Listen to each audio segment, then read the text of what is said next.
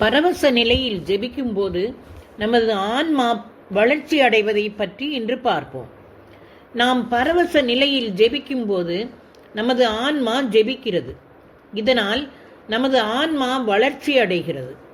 திருத்தூதர் பவுல் ரோமையர் 1 அதிகாரத்தில் 9வது வசனத்தில் கூறுவதாவது, தம் திருமகனை பற்றிய நற்செய்தியை அறிவிக்கும் பணியின் மூலம் திருத்தூதர் பவுல் தாம் உளமாற கடவுளுக்கு பணிபுரிவதாக கூறினார்.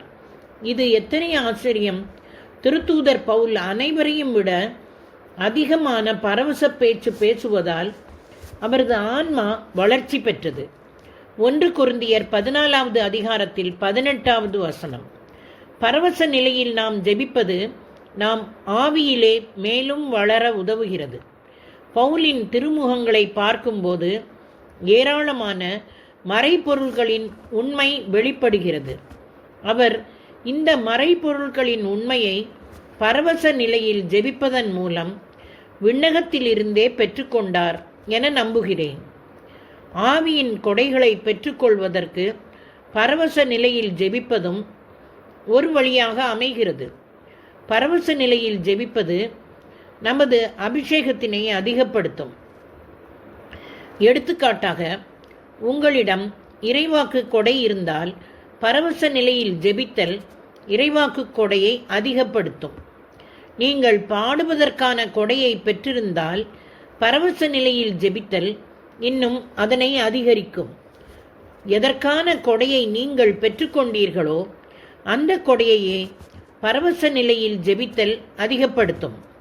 நான் பரவச நிலையில் ஜெபிக்க ஆரம்பிக்கும் காலகட்டத்தில் இது பயனுள்ளதுதானா என்ற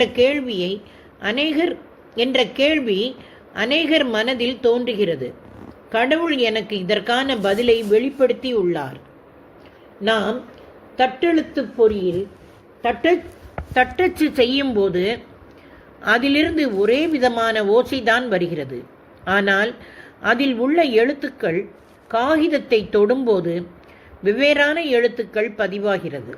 தட்டெழுத்து பொறியிலிருந்து வரும் ஒலி ஒன்றாக இருந்தாலும் அதிலிருந்து இறுதியாக நமக்கு ஒரு செய்தி கிடைக்காது. நீங்கள் எப்பொழுதெல்லாம் விரும்புகிறீர்களோ அப்போதெல்லாம் நீங்கள் பரவச நிலையில் ஜெபிக்கலாம். ஆனால் பரவச நிலைக்கான உணர்வுக்காக காத்திருக்க தேவையில்லை. சில நேரங்களில் தூய ஆவி நம்மை பரவச நிலையில் ஜெபிக்க வழிநடத்துகிறார். ஆனால் சில நேரங்களில் நம்மை நாமே தயார்படுத்திக் கொள்ள நாமே நம்பிக்கையின் மூலம் பரவச நிலையில் ஜெபிப்பதை ஆரம்பிக்க வேண்டும். தொடர்வோமா நண்பர்களே?